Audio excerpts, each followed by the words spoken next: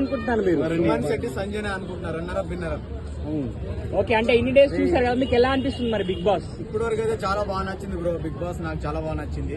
ఈసారి Suman Shetty target main. Suman Shetty title winner, second place Sanjay అనుకుంటున్నారు.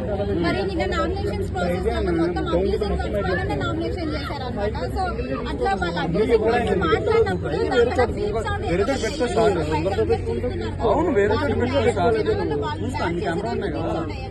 మరి జనాలలో అంటే బిగ్ బాస్ అంటేనే రియాలిటీ షో కదా, ఎలా ఉంటారు ఎలా చేస్తారని టార్గెట్ చేసేది. సో అది చూపించారు. అందులో తప్పేముంది, కాకుంటే వాళ్ళు ఎలా మాట్లాడడం అనేది కామన్ సెన్స్ లేదో అనిపించింది నాకు. చాలా నీచంగా మాట్లాడారు వాళ్ళు. ఏదైతే బూతులు మాట్లాడారు 3 వర్డ్స్, అది కరెక్ట్ అనిపించలేదు నాకు. ఓకే, మరి సంజన సుమన్ శెట్టి గాని అన్నారు దానిపైన వీళ్ళందరూ నామినేషన్ ప్రాసెస్ చేశారు. కానీ సుమన్ సంజన కాంప్రమైజ్ అయిపోయారు. ఆ వర్డ్స్ కి అయితే కాంప్రమైజ్ అయిపోయారు. చాలా బాగా నచ్చింది. సో అవి వాళ్ళు ఫ్రెండ్స్ కి అయిపోయారు ఇక. అవును. సో మరి వీళ్ళు అదే పాయింట్ తీసుకుని నామినేషన్ ప్రాసెస్ లో వేసేసుకున్నారు అనమాట. అది చాలా గలీజ్ పని. నిజం చెప్తున్నా, కామనర్స్ అన్నారు కదా, అసలు కామనర్సే కాదు, వాళ్ళంతా వరస్ట్ చెత్త చెదారం తీసుకుపోయి అందులో వేసినట్టు అనిపించింది.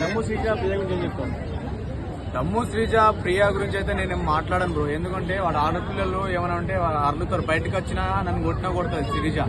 ఎందుకంటే శ్రీజ కొంచెం నోరు పెద్దది, ఆ నోరుతో గెలుస్తా ఉంటది, కానీ అందులో అంత మ్యాటర్ లేదు. కొంచెము తగ్గి ఈ ఆపోజిట్ పర్సన్ ఏం మాట్లాడుతున్నాడో ఒక వినాలి.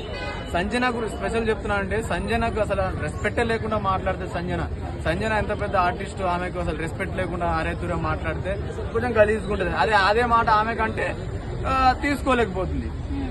సంజన అంటే ఆమె ఇప్పుడు శ్రీజ ఎవరైతే ఉన్నారో, శ్రీజ నోట్లో నోరు పెట్టడం కంటే నిన్న నామినేషన్ లో ఇండైరెక్ట్ గా సంజన ఏవైతే నామినేషన్స్ ఇచ్చిందో, నీ నోరులో నోరు పెట్టడం కంటే డ్రైనేజ్ లో నోరు పెట్టడం బెటర్ అనే ఫీలింగ్ వచ్చింది ఆమె. అంతే, నీతో నేను వాదించలేను, ఏది వచ్చినా నువ్వు ఉల్టనే అందుకు ఉల్టా మాట్లాడుతుంది. ఏది చెప్పినా వినదు, మాట్లాడితేనే ఉంటది, అవసరం లేకుండా మధ్యలో దూరుతుంది. అది కరెక్ట్ కాదు. నాగార్జున సార్వి అన్నాడు, అసలు పబ్లిక్ ఏమంటున్నారు అనుకుంటున్నారో అది ఎగ్జాక్ట్లీ నాగార్జున సార్ చెప్పించుడు, అది హైలైట్ అనిపించింది. నాకు చాలా బాగా నచ్చింది.